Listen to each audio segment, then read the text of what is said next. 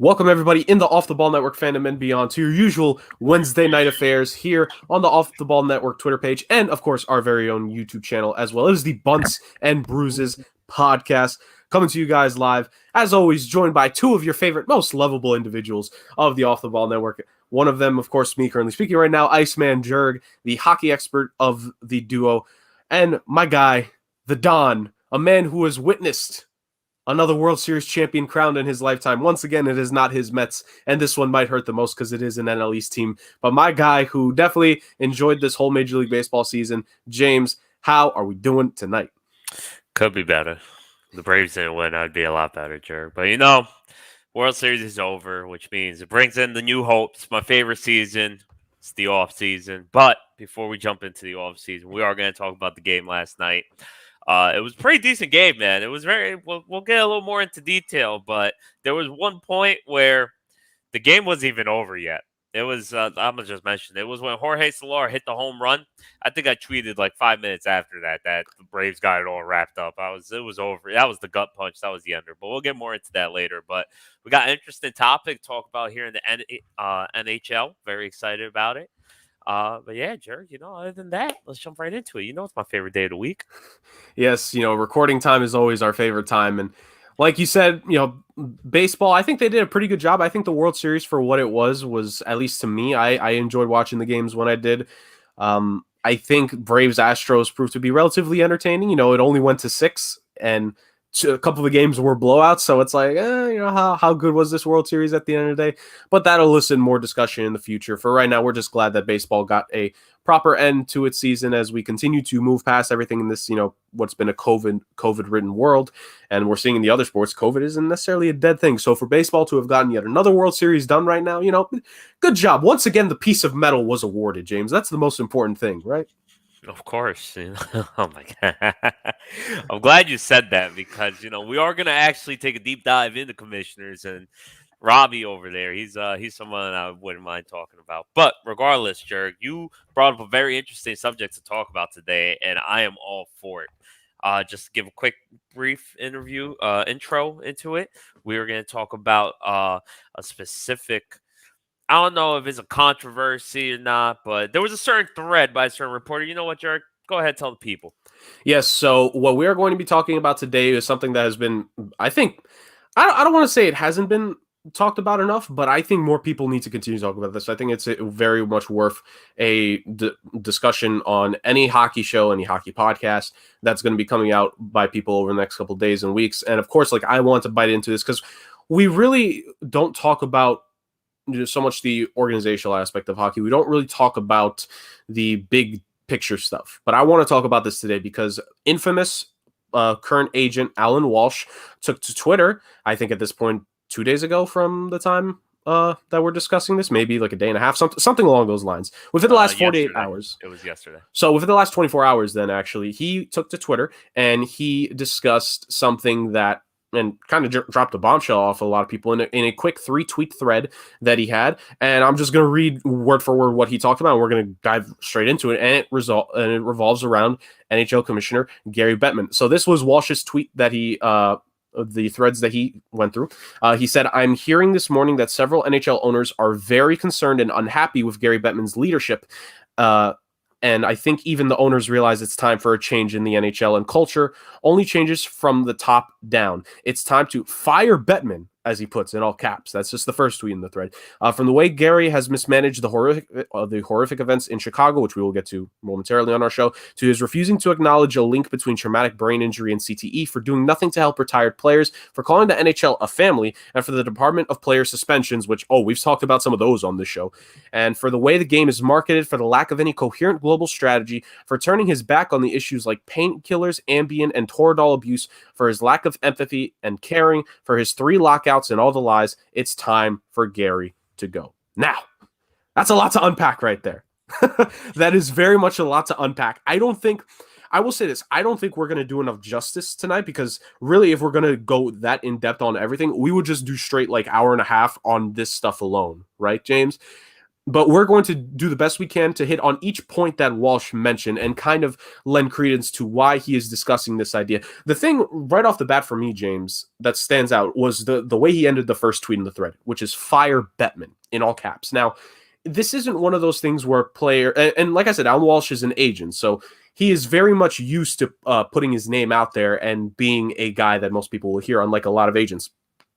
Allan Walsh is most notoriously known for when the Vegas Golden Knights were steering away from Marc-Andre Fleury. He put on Twitter the picture of the sword going through Marc-Andre Fleury with the name of the head coach on the sword, essentially that the Knights were stabbing Fleury in the back. Little did we know how right he would end up being. So this is not a guy that's afraid to, be outspoken, I don't want to say brash in a negative way, but like that's how most would describe this. But the way that he just says "Fire Bettman" outright. Now, there he is talking about, because he's well connected with owners, he has to negotiate with them and general managers. The fact that he says that several owners are concerned and unhappy with Bettman's leadership to this point, I think there's some credence to that. I really do. So, James, I want to throw it out to you, because to me, if anything does come of this, this would be, I think, unlike anything we've seen in the four sports, at least in the modern times. Because think about this, at least for as far as I remember, Roger Goodell has been the commissioner for well over a decade in the NFL at this point. From David Stern to Adam Silver, it was a peaceful transition, right? It feels weird to say that as if it were passing off of leadership of a country, but that's essentially how it is. And when it was time for David Stern to step down, he ceded it to Adam Silver, who was being groomed under him for so many years to become the next guy. And in the MLB, similar thing. Bud Selig, he chose to retire, right? He could have held that job for longer if he had wanted to, but he chose to let it go, and the owners had the vote. They put in Rob Manfred. And Manfred, we could say what we want about him. I certainly have my misgivings about him, if the intro of the show and going into the segment wasn't evident enough. But at the end of the day, there was no real controversy there. This is interesting to me, James. So what are your reaction by hearing a very known agent, I would probably argue the biggest agent in the NHL when it comes to players negotiating, say that he should be removed? Jared, it's huge, because honestly, I didn't realize how big, not even big, realistically, just how dark their stories there are in the NHL. And honestly, I think this all gets swept under the rug even more because, let's be honest, in all four major sports, like you said, there's always these dark stories and everything having behind the scenes that we don't get to see as fans, of course. But that happens in almost any billion-dollar business. Well, I think, though, with the NHL, which makes it even worse, is it's because out of all four major sports, I'm sorry, Jurg, it's a known fact, though, I guess publicizing public-wise, I'm not sure what the word I'm looking for here, but it doesn't hit the ratings the same way that all the other three siblings of it do.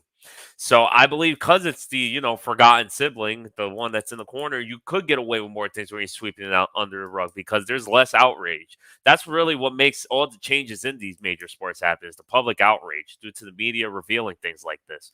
And, if it takes an agent trying to bring something up and saying that the commissioner needs to get fired, so be it, because this is how something like this gets started. And like you said, Jörg, to put in all capitals and finish the tweet like that saying "Fire Bettman," that's just you're demanding something. You're screaming as loud as you can. And Twitter it's on the internet. Like everyone says to all the athletes, once it's out there, it's out there. There's no way to get it out. This show is out there, Jörg. It's out there. There's no way to get it out.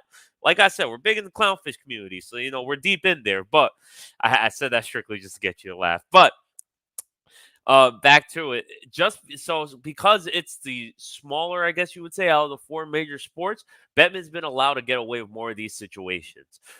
But regardless, now it's finally starting to add up with the most recent, the Blackhawks scandal, and you got all these other scandals where it comes to NHL players being given drugs, Ambien, painkillers. That's happening in every sport.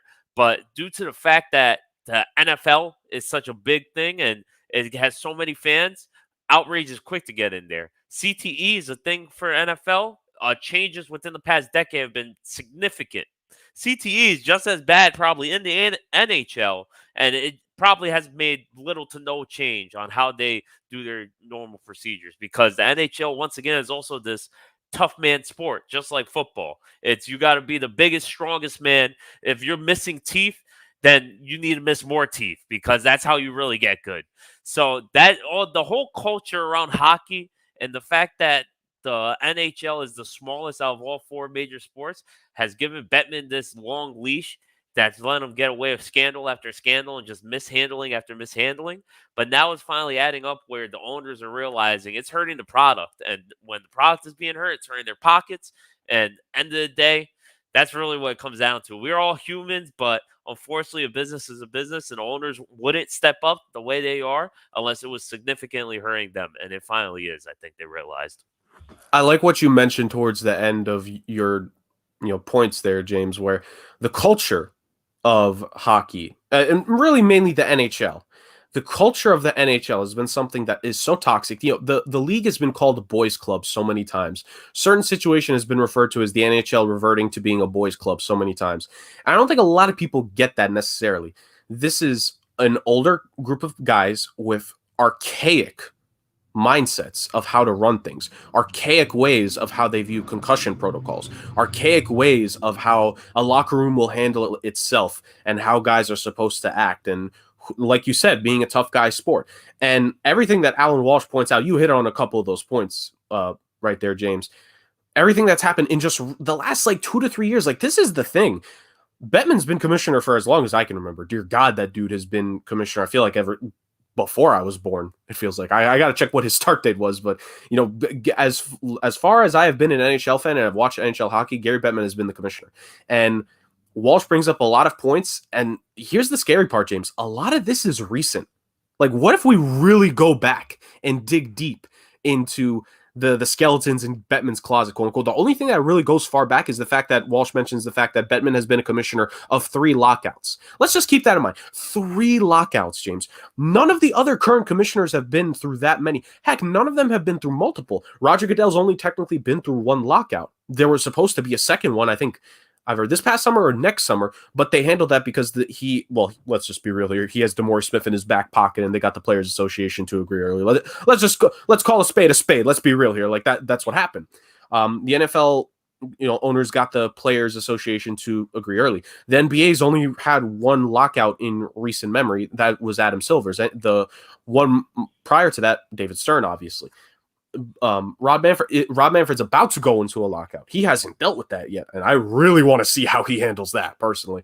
But I'm not going to focus too much on Rob Manfred. I harp on him, but now that this is harp on Bettman time because this is something serious. So when it comes to the 3 lockout thing, I think that's such an interesting point because no other commissioner has been through multiple. Bettman's gone through 3, and I wouldn't be surprised that I know they signed television contracts and all, but I wouldn't be surprised that if he's somehow still staying in power after all this, that he would go through a 4th and heck, even a 5th for as far as I know. It wouldn't surprise me, but I don't want to focus too much on that because it's a point worth bringing up because I think NHL players, whenever we talk about their contracts, you compare them to all the other contracts, it's nothing. The rookie contracts of these top NBA draft picks outweigh the big boy contracts the NHL players get. These rookies in the NBA, they're on their, the second overall pick in an NBA rookie deal. By year 2, year 3, they're making $9 million. That's what the top players in the NHL get, aside from a handful here and there. But, you're telling me that the rookies in another league are getting what the top 2% in this league get? That's one thing. But again, I want to move from the financial aspect of it. I want to move from that because that's not the most concerning thing. I want to point to everything else that Walsh pointed out, James. And I want to throw just a couple of these with discussion to you. So let's go, point by point of some of what Walsh talked about. The horrific events in Chicago. If you are a hockey fan or just a general sports fan, you've been keeping up with that. The Chicago Blackhawks back in their 2010 Cup campaign, it was, I believe, their video coach, if I'm not mistaken. I've heard this story so many times, I see something new about it every day. I need to refresh myself of the story. But the former video coach of the Chicago Blackhawks, who was there in their 2010 campaign, was recently brought to charges that he sexually assaulted players. One player particularly with the Blackhawks, and another player after his tenure with the Blackhawks ended because this dude was allowed to seek employment. This dude was allowed to work again in the hockey community because the Blackhawks did not bring this to anyone's attention, and they just let him go. I don't know if it was the contract was up or if they let him go, whatever the case was, but they allowed him to walk away unscathed from the whole situation. The player who recently revealed himself within the last week or so was Kyle Beach. Tremendous respect for him to be able to reveal himself and to lend his voice and face to this. Like the amount of strength that takes, like that's just next level, especially in the sport of hockey. Like I won't. Nothing I say will be able to just add to any more of what the respect that dude has from everyone in the community because of what he has said and what he is going to continue to do when it comes to that. But there was that whole situation with the Chicago Blackhawks.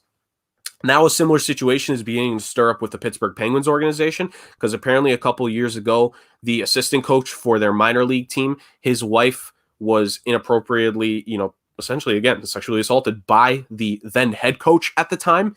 And chain of command once again failed there when it came to the Pittsburgh Penguins organization. It did not work. And funny enough, James, when COVID came up, that assistant coach who wanted it reported that was done to his wife, he was the only staff member let go due to COVID cuts. Of course. Like it is just absolutely insane. So that's two sexual assault scandals. Not to move past it in terms of like we don't that it's not serious, but just to get to some of the other stuff that Walsh talked about here, James, and please stop me at any point if you want more discussion about this stuff.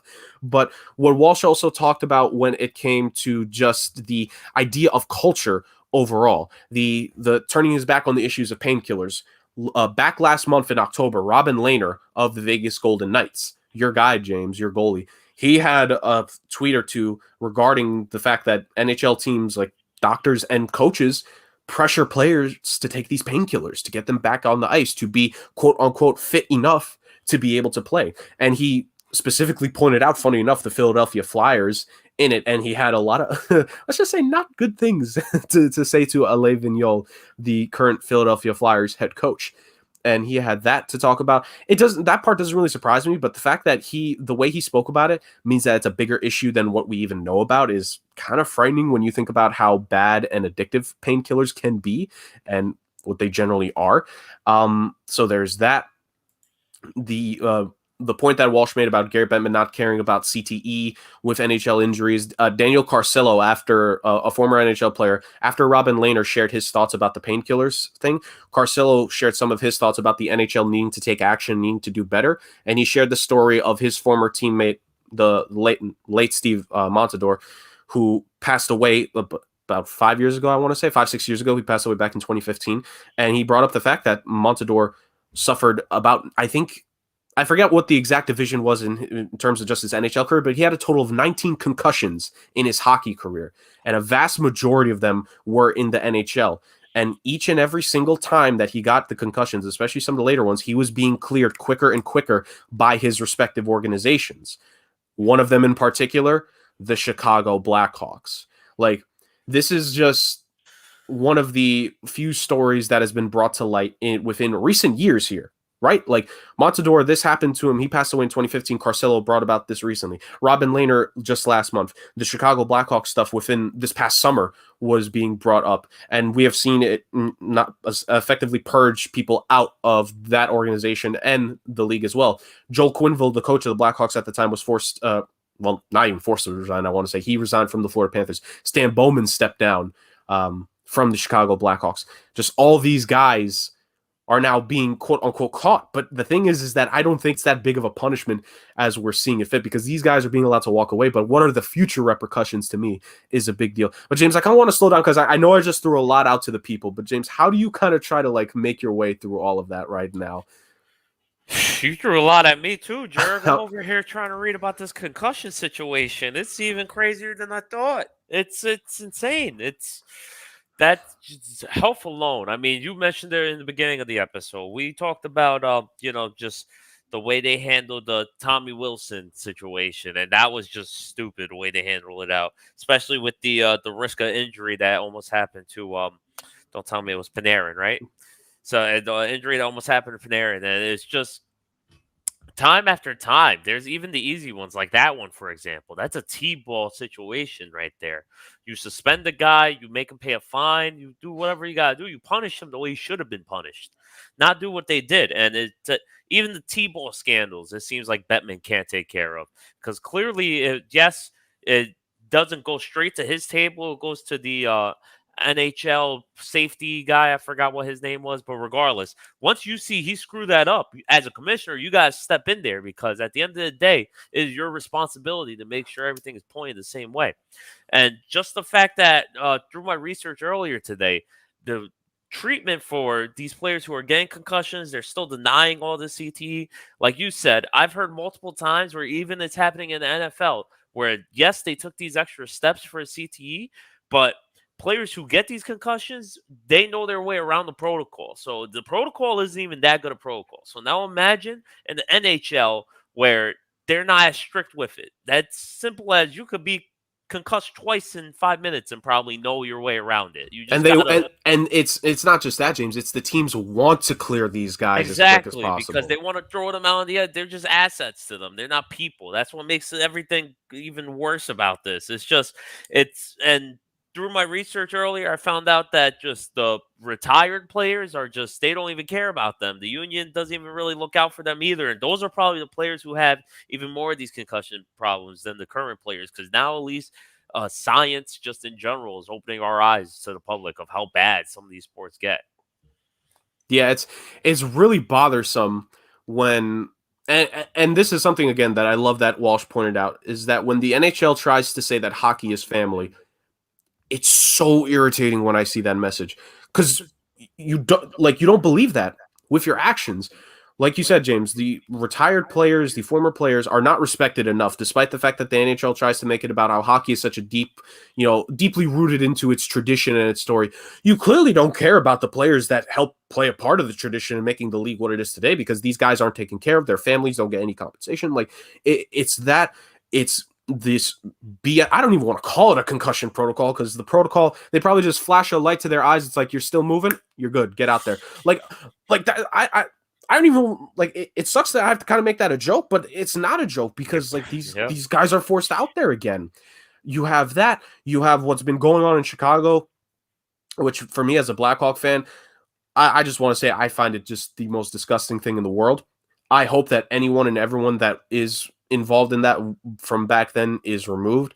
And I'm just vastly disappointed in the players, how some of them, they still haven't taken stronger stances after that. Like just Jonathan Taves, Duncan Keith, Patrick Kane, the leadership of that team, Joel Quenneville, and him saying that he really had no idea. When you're supposed to be the head coach there, you're supposed to know everything, and you apparently didn't. And now we're hearing word with the Pittsburgh Penguins and what's going on in that organization there with a former assistant coach to their AHL team and what happened to him and his wife. Like, just, it's so disappointing when you claim that hockey's family, and it's clearly not, because these people are being failed by this system, by this culture. And this is what I want to talk about, James. The culture of hockey, the culture of the NHL is terrible, because I don't know if you've noticed this, James, because I've really kind of taken a step back to think about like all the times I've ever spoken about hockey in general. And I feel like subconsciously, without even trying, I always seem to say that I'm excited for hockey, that I always want to talk about what was great for hockey, what's great for the game. No, but I don't really say NHL all that often, because yes, while the NHL is the main league, I've known about, just the idea that this league has its issues, right? Every single sports league has issues. Everyone has skeletons in their closet. But the fact that it's this bad, it's just supremely disappointing that it's been allowed to be like this. And like Walsh said, it starts from the top down. And it's not like, let's be clear here, it's not just Bettman. Now, he needs to have his feet brought to the fire here. And hopefully he will when he's not denying reporters, because, au contraire, mon frere, if you think that's all, Rick Westhead, so I know this is another complete topic out of nowhere here, but Rick Westhead, who has done a phenomenal job reporting this summer, he's played a big role in the Chicago Blackhawks scandal. Apparently in recent press conferences, particularly in one when it came to the recent press conference with Gary Bettman and Deputy Commissioner Bill Daley, the two of them were trying to freeze out Rick Westhead from asking any questions of them. So how ironic, the guy that played such a massive role in the sexual assault stuff coming out with Chicago Blackhawks is being frozen out by the commissioner and the deputy commissioner. Well, I'll be like, it's frustrating to no end, the stories that are coming out of the league these last couple of years. Because again, like I want to stress this to everyone, all of this is just within the last couple of years. Bettman's been the commissioner for like a decade and a half. Mm-hmm.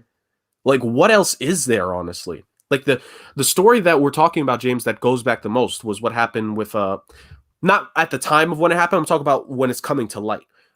The one where it's with it coming to light when Montador passed away in 2015, and it was known that he suffered from CTE, and Daniel Carcillo just recently sharing some of the stuff.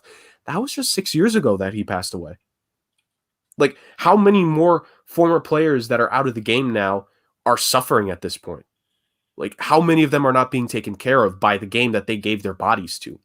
How many of former coaches and other former players were taken advantage of and were assaulted, like Kyle Beach was, and were essentially forced to say nothing because it was detrimental to the team?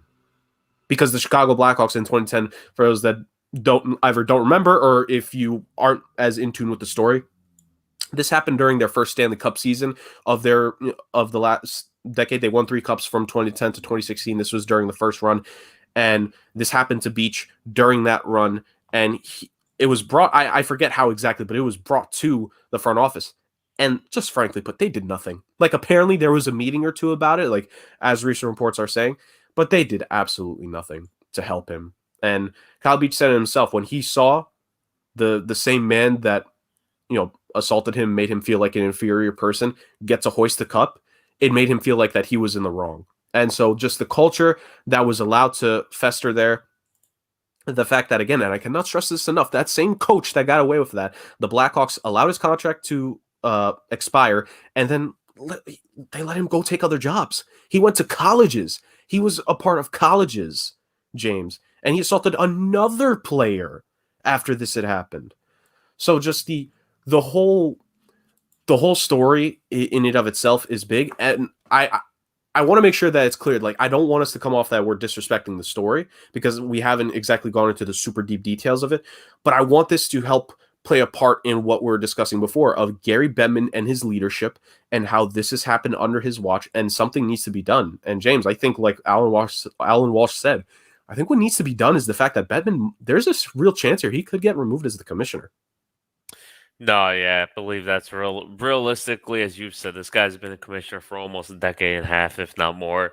And if you want real big change, it starts from the top, and he's the top of the top, aside from the owners, and they're not giving up their spot, clearly. So commissioner, really, the point of commissioner is you're supposed to be the leader, essentially, in the entire league. You're supposed to lead the league into nothing but success and spreading out even more outreach than what you already have. And it just feels like Bettman hasn't done any of this. Whenever you run into a scandal as commissioner, you're supposed to step in, handle the scandal correctly. He hasn't done that. You're supposed to not only look out for the owners, you're supposed to look out for the players, you're supposed to look out for the fans. You're essentially the guy in charge of the entire sport, it almost feels like, because you're talking about the biggest league in all of hockey. You said it, Jurg. You don't say NHL, you say hockey, because essentially this guy's in charge of all of hockey. And like you said, it's not just the NHL with this toxicity, it's all of hockey, the sport in general. But the NHL as the leader of hockey and Bettman as the leader of that organization, it shows why he needs to step down. And just like you said, with this Steve Montador, I'm reading here while you're explaining to the fans, man, it's just crazy. It's insane. And you said it was 16 concussions. It was 19, they're saying right now, from what I'm reading, which is even crazier to me.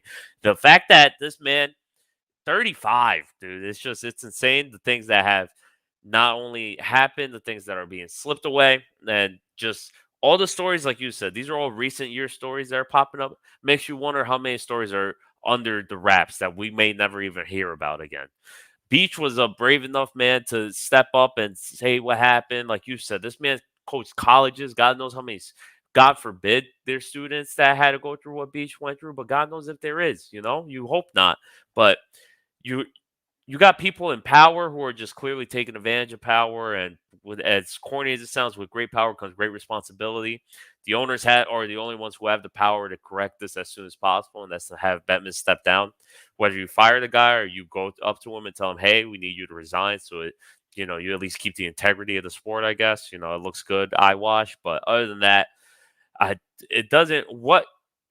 There's no argument to keep Bettman, from what it looks like, because for the past 10 years, he I don't know, Jerk, you might know better than me. He might have started off hot like Rob Manfred, but as of late, doesn't seem like he's been doing too good. So, and the sport in general seems like it's been taking a little decline aside from the signing of the ESPN contract. But other than that, it you know, hockey needs to make another. We've been saying it since the beginning of this podcast, sure, that hockey needs to take a new step, face somewhere new towards the fans and just players and everything in general. And when the funny part is, James, is like when I really racked my brain around it, when I've been saying the decade and a half part, I just mean after the infamous '05 lockout. He was commissioner long before that as well. Like, this is a guy 2-3 decades into this role, and it's just bad, man. And like you said, everything is just recent years. God knows how many stories there probably from the 90s, from the early 2000s, from before that first lockout where this happened. It's just something that it's annoying, and it goes from on the ice to off the ice, locker room stuff like what happened in Chicago with what's being investigated with Pittsburgh, to the off the ice stuff with the players' health, to even their contracts, man. Like I spoke about at the top, because like the NHL players have been really screwed on some of these CBA negotiations. Like they really have. And part of that, yes, was the players of the past didn't necessarily do the current group of guys that big of favors. Like that's accurate. But it's also Bettman playing his role as commissioner and being essentially the owner's spokesman time and time again. And now finally it looks like that could be coming into it. Because like you said, like when the money is getting affected, that's what causes the owners to act. And while they haven't made any direct comments, sponsors for these teams are being called. Rick Westhead has been trying to get in contact with the sponsors for the Chicago Blackhawks. I wouldn't be surprised if the sponsors for the Pittsburgh Penguins will be contacted, nor would I be surprised for any of the sponsors from any other teams where stuff like this is going to come out. Like, what about the Philadelphia Flyers sponsor with what Robin Lehner said about what that team is doing with the painkillers and their guys? And they're definitely not the only team with that. Like, it's such a rabbit hole to go down. And like I said, we're not going to do enough justice. We just want to bring these ideas and these issues to the forefront, because I think this needs to be talked about, right? I don't care if the NHL is in the early parts of the season. As much as I love hockey, like this is something that's been royally just sticking at me for a while now, because this game, I believe, James, sports is something special. It always has been for me personally. And for a lot of the guys here on the Off the Ball Network, it is, and any sports network in general. And to hear that this stuff has been happening, it's disappointing. And I hope that something is done here. And Bettman being removed, like what we're saying here, none of this is concrete. Like this is just something that Allan Walsh tweeted out, and I wanted us to react to it because, like, and you said it yourself just now, James, like I can't see that there's any way other than removing him. And heck, I don't even want the deputy commissioner to take over as the interim. I want them to. I don't, because if that's the guy that's being groomed under Bettman, and all of this has happened under Bettman, the hell is going to happen with the next guy? Like, it's so bad, and he needs to be changed. And like I said, I'll kind of make this the last point before we move on, James. But I mentioned that in the NHL, it's been routinely called a boys' club. And we're seeing the true essence of that here with all these stories, with guys being forced to go out there, with guys being assaulted by coaches, right? And even coaches' families aren't being safe in terms of what's happening in Pittsburgh. Like, James, we've spoken a lot about with Bettman, and I know Walsh said it himself, it has to go from the top down, but how can we expect any change to happen here when it comes to specific teams? Because if this is a boys' club, that boys' club starts with the owner. Like, James, you're muted.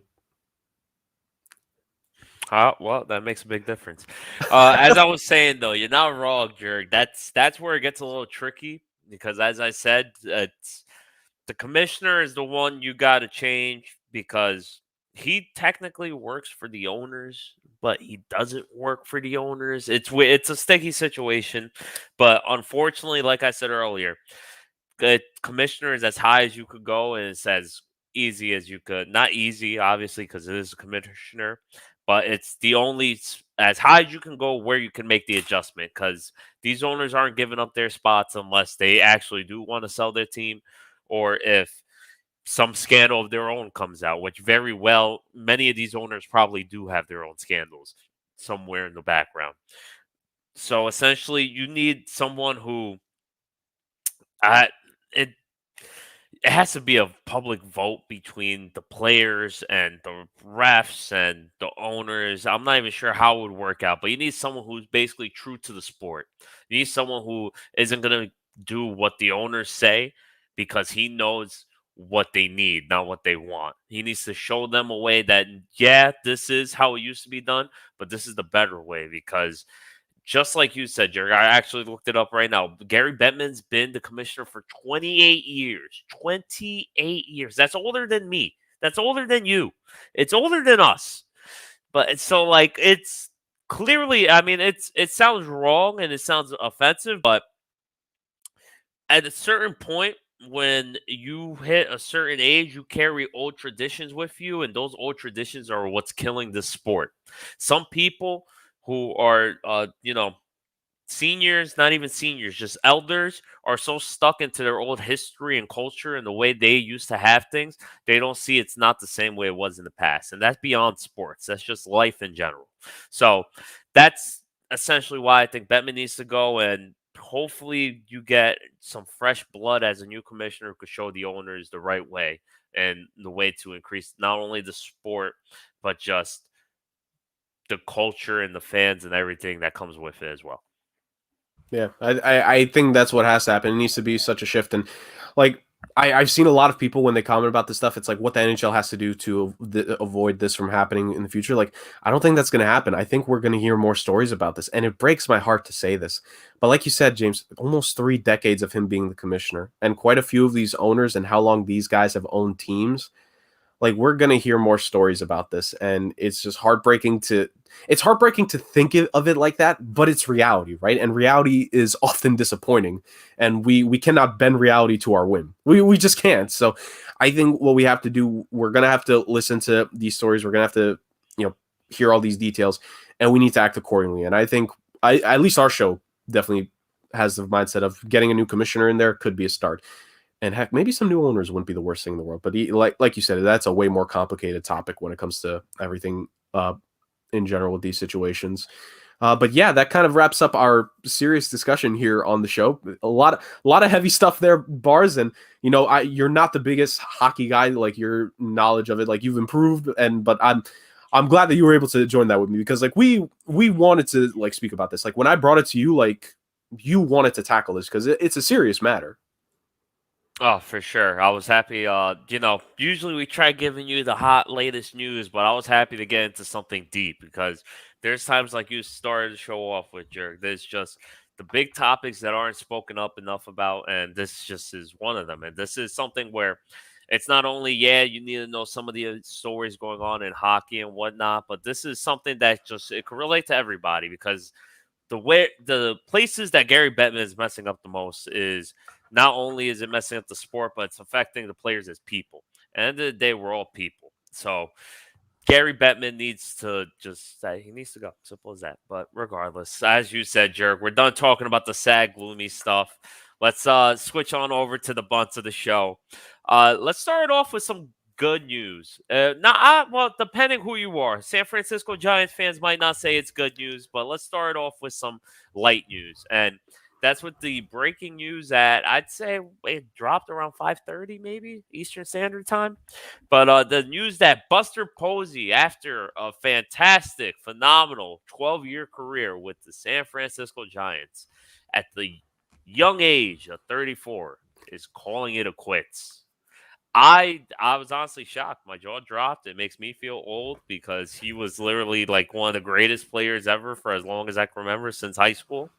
And what surprises me more, Jurg, is he leaving, the sport of baseball after having an amazing career, not career. Well, yes, obviously an amazing career, Hall of Fame career, I think. If you don't think so, I think you're dumb. But regardless, he had a great season this year. He hit 304. He hit 18 home runs over 454 plate appearances. He missed a couple games here and there, but as a catcher, he missed a lot less games than he usually does, and that's after opting out last year due to COVID and just injuries. He figured it was best for him to just not play and heal up, and clearly it showed with the success he had this year. Just to show the kind of impact this guy had for San Francisco Giants, Jurg, they went from a 4.83 winning percentage in 2020 to, I mean, of course there was other pieces, but to say he wasn't a major part would be a complete lie, to a solid 660 winning percentage in 2021. And They ended up being the reigning world champs to make it into the postseason as number one contender. It's a tragedy. It's another guy we're seeing and retiring on this show. First one was Albert Pujols. Well, no, Albert Pujols wasn't retired, but he left, another team, ended up on those Dodgers I just mentioned. But regardless, it's sad, Jerk. What's your thoughts on Buster Posey leaving the sport? I think just specifically, I was kind of shocked because like we're seeing some catchers like really performing well in their later years. Yadier Molina is timeless. It feels like, but obviously not everyone can play that long. And to Buster Posey, for a guy who like we saw him at his peak, like both you and me, James, like when his career was beginning, we were in like middle school, and when he was in his peak, we were in high school. Like when the Giants won their last World Series, which was 2014, if I'm not mistaken. Yeah, it was October 2014. That was the start of my senior year of high school. And like Buster Posey was the guy. He had won an NL MVP at that point. He was the NL Rookie of the Year, multi-time All-Star, one of the best catchers in the game. And after that, the whole organization kind of, went on a little bit of a downtrend. Guys weren't performing as well. Buster Posey was good for the most part, but there was a couple seasons here and there where he wasn't right. He wasn't the same. There's some injury issues here and there. But he bounced back several times. He's a multi-time comeback player of the year. Twice actually, one of them being this season from, like you said, sitting out last season, making that, of course, it was a difficult decision because like when you're these professional athletes and when you're at the peak, when you're involved in your sport for so long, it's hard to walk away. But him making that decision, taking the year off, collecting himself, getting his body right, and then coming back, I really do wonder if he probably thought it was his swan song the whole time and he just kept it close to the vest, which if he did, all the respect in the world, because it's like in today's social media age, like how hard that is to hide that. If it's the case, if this was, in the last couple months of the season, okay, but like I wouldn't be fully surprised if he made the decision while sitting out 2020, like, okay, 2021 is going to be my personal last hurrah, his last dance. And what a way that it went out, that he was such a big part of a team, getting well over 100 wins again, winning the NL West, making it to the NLDS, coming within a game away from making it to the NLCS, like just greatness, utter pure greatness from Buster Posey. You can't say anything bad about the guy because he was a pretty cool dude. Like honestly, like he was one of those guys. It's like he had some personality. He was fun. Like I loved Buster Posey. I really did. And so the fact that he's retiring, it sucks for the game. It sucks for the Giants. But like all credence in the world to him. Like you said, guaranteed, bona fide A1 Hall of Famer. His name will be in Cooperstown within a couple years, without a doubt. For sure. It's just it's sad, man, but like at the same time, maybe during that off year and then when he came back this year, he was like, hey, I really enjoyed staying home because God knows he has all the money in the world. He has generational wealth for years to come. And, maybe staying home, he is a family man. He has kids. He has a wife. Maybe he, like you said, played it close to them. Maybe it wasn't his intentions, but as the season wore on, because as everyone knows, baseball is the longest season of any sport, literally every day. And you're just away from your family for weeks on end.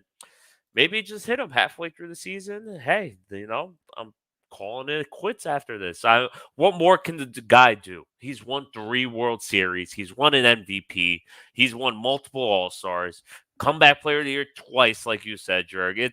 What more can he do? Because you said he was one of the best catchers. He was the best catcher at one point in his career.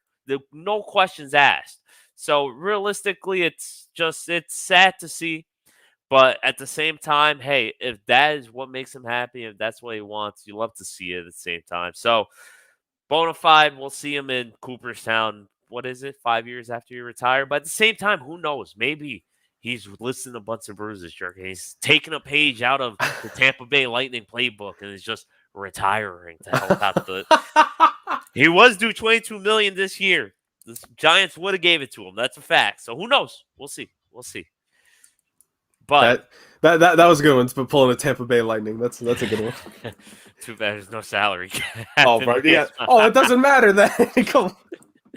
I should have just kept it quiet. I knew I messed up. But either way, let's talk about the last hot topic where everyone wants to talk about it except me. I was trying to avoid it for as long as I can. But that is the Atlanta Braves winning the World Series. They are your 2021 World Series champs. Yes, golf clap.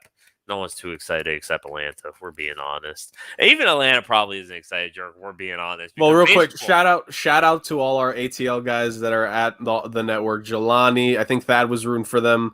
that was the only one Hoopers. watching the games. I know it. They were all rooting, and you know what? I gotta say, no, real shout out to the ATL guys because I guarantee you, Bars, I guarantee you that somehow, some way, they got to someone in the Braves, organization. They said, "Hey, Bunts and Bruises goes on Wednesday. World Series Game 7 will be on Wednesday. You guys are going to lose to them, so you got to end this in 6 right here, right now." And they did. So shout out to our ATL guys for getting that message across to the Braves organization. You're probably right, Jared. You know what? You're 100% right. I do not doubt it. But I will say, Atlanta isn't even excited about this win, man. They rather the Hawks or the Falcons have won, guaranteed. But regardless, let's get right into it. Down and dirty. The game started down and dirty, honestly. It was a low-scoring game at first. But it broke open. You thought you were going to have a pitcher's duel through 2 innings because Garcia and Friedman just looked like they were both on fire. They both had it under control. And then in the 3rd inning, Garcia just broke it open. Honestly, at the 3rd inning, that's exactly like I said at the beginning of the show, Jurg. I saw the home run for Jorge Soler. And let me correct that. I saw the home run from World Series MVP Jorge Soler, which you knew it was going to happen regardless because this was like, what, his 5th, 6th home run in 6 games, literally, something like that. It might have been 6 home run in like 9 games if you go back to the last series as well. He hit quite a few. Guys just crushing it, literally. He willed his way and this team through the World Series victory. Just he crushed in the 3rd inning, and at that point, Jerk, you kind of felt like the air just left the room. I was cooking dinner, and while watching this game, I saw that home run, took my phone out immediately, was like, yep, that about wraps it up, because it was just, you could tell that the Astros, you saw it in the fans' faces. They were heartbroken. They said, man, we don't got this. You saw it in the players' eyes. You saw it in the fans' eyes. And it continued on as after that, the Braves once again got another 3 runs in the 5th. And I believe that was when Freddie Freeman rocked a home run. I believe so. And God bless him. He listened to Bunts and Bruises, Jurg, and he won that World Series and is following it down the sunset. But and then after that, they tacked another run here, and then boom, World Series champions. It's good for them, man, but whatever. I think all of it, the Atlanta Braves organization listens to BNB because we said last week, Bars, Max Fried is the lone pitcher left in the series that can go out there and put that 6-7 inning performance out there to win you the game. And what did he do? He struggled in his first start in the series, but then he comes back. Game 6, 3-2. After the Astros won Game 5 to make sure they didn't lose. And everyone's like, oh no, are the Atlanta Braves going to choke again? And Fried said, nah, give me the ball. And 6 innings, pretty good baseball. Great all around for Atlanta. Like, just that whole organization, man. It was for them to get the monkey off their back. So first World Series for the Braves since 1995. Just the second one that they've won in Atlanta, because the previous times when they won the World Series, they were, as an organization, they were not in Atlanta. They were, I think, the Boston Braves for one of their World Series, and another name I can't remember off the top of my head for one of them. So this is the 4th World Series, second one in Atlanta. This team coming back. I kind of want to post a question. I know you have more stuff to talk about the series, James, but like maybe you could key in on it with my question here. But is this one of the more impressive runs we've seen in the last couple of World Champions? Because think about it. They beat the Brewers in 4 games. The Brewers, you said it yourself, had 2 Cy Young caliber candidates in their starting rotation, and one of the best, if not the best, closers in, if not the whole league, at least in the National League, right? You have the Los Angeles Dodgers, were the defending champions, 106-win team. Yes, they were banged up, but they're still the defending champions with 100-plus wins on that season, right? And you beat them in 6. And then the Houston Astros, team that's made 5 straight ALCSs, 3rd World Series in 5 years, and you beat them in 6. Like, I would argue, if we're going based off of merit, this is one of the more impressive runs of teams that a World Series winners had to beat in quite some time. Honestly, forget the postseason run in general, regular season run too, because at the time that Ronald Acuna got injured, they were 44-44. Their percentage to make it to the postseason was 8.7. They then lost the very next game to go 44-45, which dropped their percentage to 7.3 for postseason just to make it, Jerg. And some from 7.3, and they still made it somehow. So just in general, the run they had, they got help from my Mets, whatever, and they got some help from the Phillies and other teams. But the fact that they were even able to make it, and not only make it, but then dominate, like you were just saying, they took out two of the best pitchers in the NL, hands down. One of them being a Cy Young Award contestant. They took down the reigning World Series champions. And after, not even just the reigning World Series champions, they took down the reigning World Series champions after they added Hall of Famer Max Scherzer and Trea Turner. And then they beat, like you said, the Houston Astros, who, they had the whole cheating scandal, but at the end of the day, it's still a great team. And they did this with, it's great. It's almost like they did it with the replacements, because they made a whole bunch of trades, as we said, consistently, time after time again. That whole outfield is gone after this season, Jerk. No one in that outfield is going to be there. So it's just half that team is not going to be there. Half that. Freddie Freeman's not going to be there. It's who's going to get paid. Mike Soroka, he's been out for God knows how long. It's just it's insane. You got to give credit where credit's due. And this was strictly it was a magical run. It really was. It gets me upset because I wish I could see something like that. But one last fun fact about their horrible record when Ronald Acuna got hurt. The Braves joined the 1964 St. Louis Cardinals as the only World Series champions who had a record under 500 at one point. That's just, it's at the trade deadline, halfway point.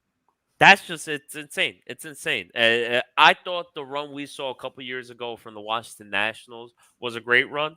This one just tenfold over it, because not only did they just make this run with, as I said, a bunch of players they traded for and a bunch of replacement players, essentially, but they made this run without their best players for not only majority of the postseason, majority of the entire season. So kudos to the Braves. It leaves you wondering. It's a question we got to ask. We might have to do this next episode, Jerk, because it's going to get deep into it. But well, what are they doing next season? You know, right. Enjoy it while you guys can at the moment. But the 2022 season starts today. So, you know, they better start talking about it soon.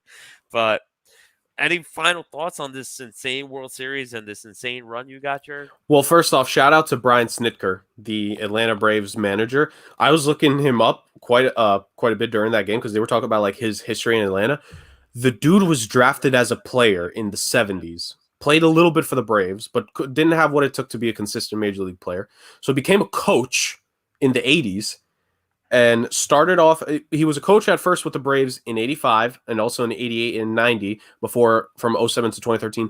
All of that in between, he was a coach / manager consistently throughout their minor league system from single A to double A to triple A. Fun fact, he was actually manager at one point for the Myrtle Beach Pelicans. I've actually been to a Myrtle Beach Pelicans game. Funny enough. Just random fact I got to share. But he was with this organization for literally his entire baseball career, became the manager in 2016, won NL Manager of the Year in 2018, because you got to think about it, James. In the middle part of the 2010s, the Atlanta Braves fell.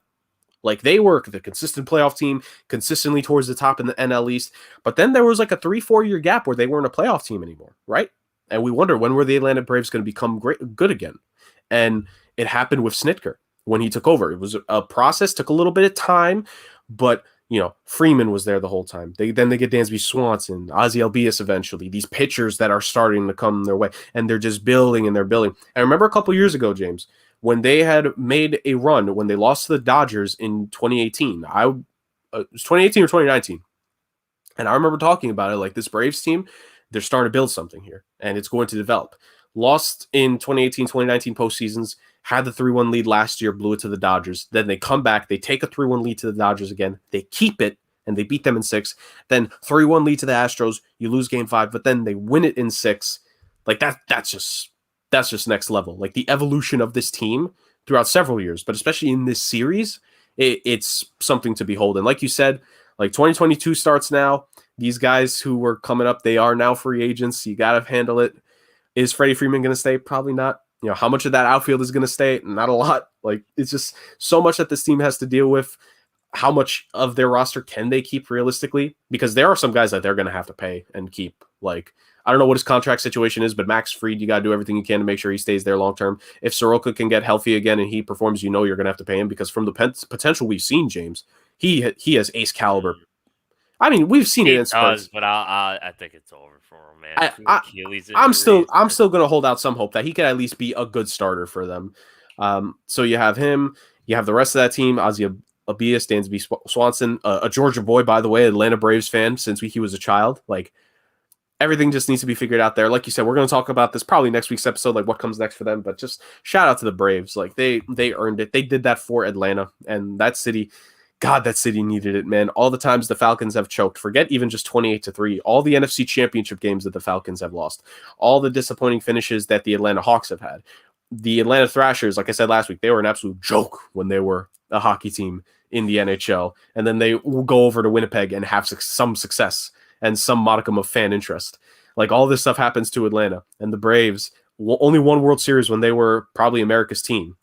And they come back and they win. Like, that's special. Because like you said, it was an immaculate run, we got to say. Like, this team, I forget what the stat was that they put on the graphic during the post-game celebration. Like, they weren't 500 until early August. They weren't above 500 until early August. How? That never happens.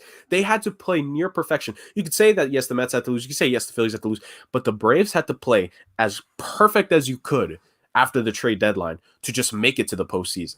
And they went from there. And again, shout out to Kenton. This man called it. We got to have him back for at least 5 minutes at some point so he could talk about that, because he called it to the T. He said the Braves could make a run. He did. You know what? Forget 5 minutes. We got to have Kenton back on soon. But, hey, I agree.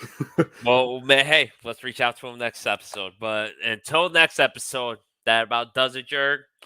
You guys know where to follow us. Follow us Snapchat, Jesus. Spotify, Apple, Twitter. I always make that Snapchat mistake for some reason. Do we need to make a Snapchat just so, like, you don't keep saying it, or what? I don't know, Jer. We need to make a lot of things. We need a TikTok. We need a Snapchat. We need a Yelp. We need everything, Jer. We're going global. Yelp. Yes, Yelp. Okay. We're getting reviews everywhere. Either way, guys. Back to the public service message. Follow us Apple, Spotify, YouTube, Twitter, Bunts and Bruises podcast, Bunts and Bruises, Jerk K40, at Bars Talks. You guys know exactly who it is. Don't forget to tell your mom, tell your goldfish. We're not doing cloudfish this week. We're doing elephants. I don't know what other meals there are, Jerk. I'm just rambling. You guys have a great night. Take care.